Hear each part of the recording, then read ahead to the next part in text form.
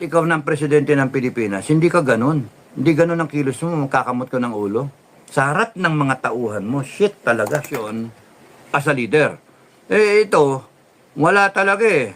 Kita, ano gagawin natin? Kitang-kita yung sa mukha, buntong hininga, parang, ano na ako magagawa? We continue doing what we're doing or what we're doing. Ay, sus, ganun. And then you make this excuse na, taon-taon naman tayong ginaganyan eh. So we are under the mercy of weather. Ulul!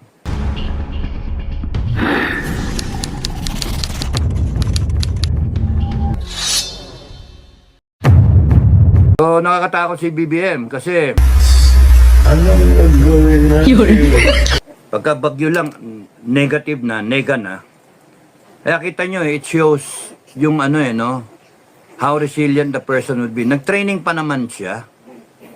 So, ibig sabihin, yung training niya, hindi siya ganun nahirapan. Masyado. No? Nalagaan siya kasi anak siya ng presidente ng Pilipinas. Kasi kung napaghandaan niya ng buhay at ikaw ng presidente ng Pilipinas, hindi ka ganun. Hindi ganun ang kilos mo, magkakamot ko ng ulo. Sa harap ng mga tauhan mo, shit talaga. Shit yun. Shit talaga yun.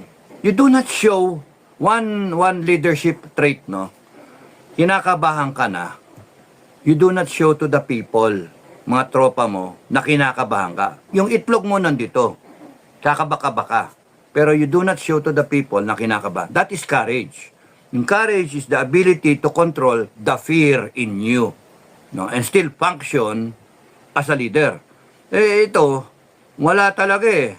Kita, ano gagawin natin? Kitang-kita yung sa mukha, buntong hininga, parang, ano na ako magagawa? We continue doing what we're doing or what we're doing. Ay, sus, ganun. Na-expose niya yung sarili niya. In-expose niya yung sarili niya na he's incapable. So, happy ako kasi yung rating ko sa kanya, mababa eh. Happy ako yung rating ko, tama. The worst talaga na kawawa tayo. Yan ang presidenteng magsusubo, tama ka, sa atin, sa gera, sir, hindi alam ang gagawin. Buti nga kaya kaya nga, dapat masaya kayo kasi nandyan ang FGF kahit papano. Kasi yan kita mo yung ganyang presidente, susubo niya yung armed forces natin. AFP AFP, PNP. AFP, PNP. Huwag kayong magpapatayan. Do not divide. Isa lang kayo. Isang tugtog para sa bayan. Huwag kayong maghati dahil sa kanya. Yan, yung pagtatanggol nyo. Puta nagis. Mahiya naman kayo sa sarili nyo. Nag-training kayo. Umabot kayo ng how many years in the service. Kami ngang mga tao nga dito, tingnan yung mga nagko-comment eh. Oh, walang military training, civilian. Pero nakikita nila yung flow. Kaya sabi ko nga kanina, it's a choice, President. BBM, Sara, mamili kayo. It's a choice. And the time has come. The time has come.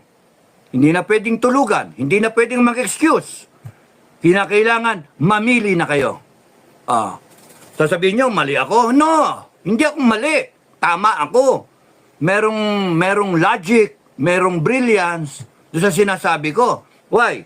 Mamili kayo. Isang good, isang bad. Isang bad, isang good. Bahala kayo mag-decide. Hindi ako. Kayo mag-decide. Taong bayan, AFP, PNP. No? Pagpilitan ninyo na magbait yan, pagtanggol ninyo, alam nyo nang mali. Hindi namin trabaho yun eh. Kasi kami, ayaw namin. We have a tradition, hindi kami sumasawsaw. O di sige, it is a choice. It is a choice. Yun yung pinili nyo eh. But that will be your last choice because if there is a change, no? If there is an option to come out with a revolutionary government and I find myself suggesting, which I am doing now, magsasuggest ako, because out of concern, as a PMA, as a citizen, as a senior citizen, as a person na as a Pilipino na lang. A real-blooded Filipino. Kita kong mali eh. Di mag-suggest ako. Kung magkakaroon ng revolutionary government, that is the last time ninyo ngayon magde-decide ng ganyan.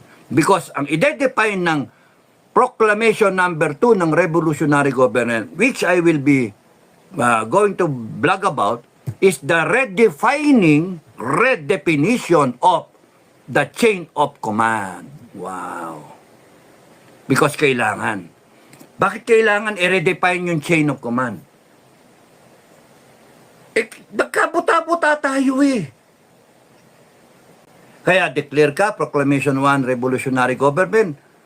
Proclamation number 2, People's Proclamation, na implement ng kung sino man ang uupo. Of course, si Inday Sara yon. Kasi hindi pwedeng military, hindi pwedeng kung sino man. Doon tayo sa merong mandate ng taong bayan. Certified yon, 31M si BBM, 32M si Inday, mas malaki ng 1M. Pumalpak ito, nabudol yung mga tao, sinasabi nila, okay, kung hindi kayo nabudol, tumayo kayo, tayuan nyo yan, you make a choice. Kung gusto nyo kung gusto ninyo na ganyan, bahain kayo, sana mabaha kayo. Yun, lahat kayo, mabaha kayo. O kaya, maging drug, ano tayo, tawag dito, drug, narco state tayo. Oh, sana hindi maging biktima kayo. Yung anak ninyo, apo ninyo, asawa ninyo. You make a choice. You stand up for that, yung 31 million. I'm sure, less na yon. Kung nadaya yung 20 million, you're talking of 11M. Yung 11M na yun, kung kalahati, ang sabihin, nabudol kami, meron ka na lang mga 5M. Kayo, 5M, sige, diyan kayo, you make a choice, diyan kayo kay BBM. Well, the 32 million, nandun pa rin yan. Baka nadagdagan pa eh. Because nararamdaman nila yung baha, nararamdaman nila yung drug menace sa kalsada, yung danger, nararamdaman nila yung nawawalan sila ng mga anak at kamag-anak, ng kapitbahay, naawa sila, nararamdaman nila lahat ng mga pinaggagawa ninyong mga kabalbalan ng mga politiko. Nakikita nila sa TV o sa YouTube nila yung mga hinayupak ninyong pinagagawa ng mga imbestiga, wala nangyayari. It's a waste of people's money. And here we are, taxpayers, mga tao, out of 5,500 flood control projects, billions of pesos. Ayan, baha. Baha Manila, baha lahat eh. Yung lahat ng dinaanan, baha. And then you make this excuse na taon-taon naman tayong ginaganyan eh. So we are under the mercy of weather. Ulul! Mali! Mali yung hunghang. Ay, nakakaano. Because yung kababayan kasi natin eh. Yun yung flaw ng democracy, no? Pero, sa majority wins eh.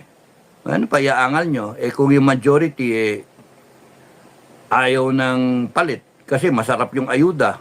O, di sige. Yun yung gusto ng taong bayan eh. So, it is a choice. Kaya, kung karamihan ng Pilipino gusto ganyan, tumahimik na lang kayo, mga Duterte. Tumahimik na lang kayo, mga supporter. Pero kung kayo ay naniniwala na mali talaga, manghikayat kayo, kamag-anak, kaibigan, kaklase, kapitbahay, we better stand up as the sovereign Filipino people. Hindi kayo pwedeng takutin. Ting-ting kayo eh. Yung concept ng FGF, isang buong ting-ting, ganyanin mo, hindi mo mabali. Pero yung isa-isa ka lang, kaya kang baliin. Kaya nga, tingnan nyo yung ginagawa nila kay Kibiloy.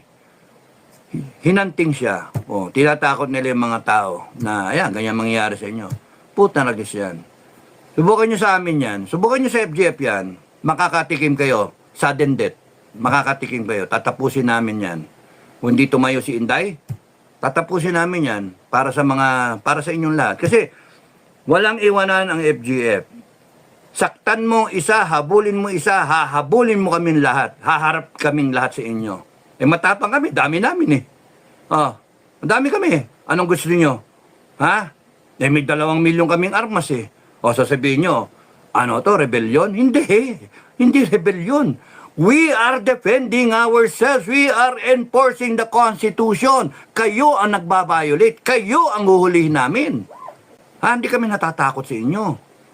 We, the sovereign Filipino people. At yung Armed Forces and PNP, you have a choice.